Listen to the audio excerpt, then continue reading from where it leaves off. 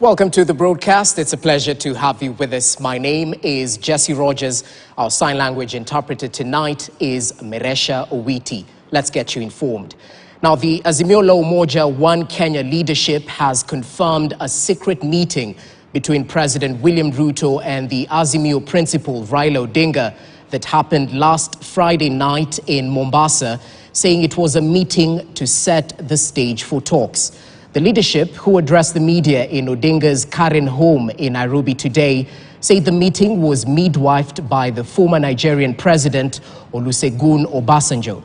As KTN's political affairs reporter Emmanuel Toh now reports, the talks are facing turbulence even before kicking off, as the opposition called out their Kenya Kwanza counterparts for mischief in failing to include the issue of the high cost of living in the list of issues of discussion.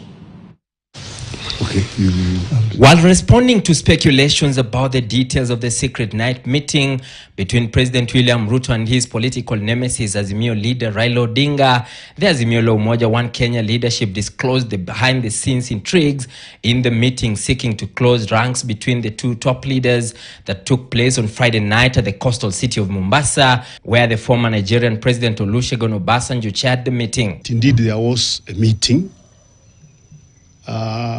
chaired by His Excellency Honorable Obasanjo. And Baba accepted to appear in that meeting because of his respect for His Excellency Honorable Obasanjo. And as we have pointed out very clearly in our statement, that meeting did not conclude on any issues. It was a meeting to agree on when to hold the talks and how to hold the talks.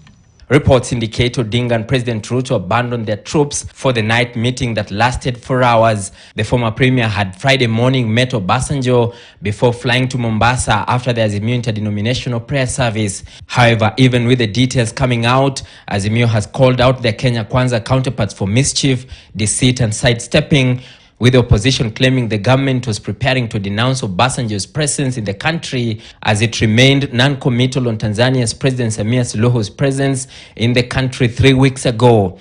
They denied the presence of President Suluhu here a few weeks ago, and now they want to deny the presence of His Excellency Obasanjo.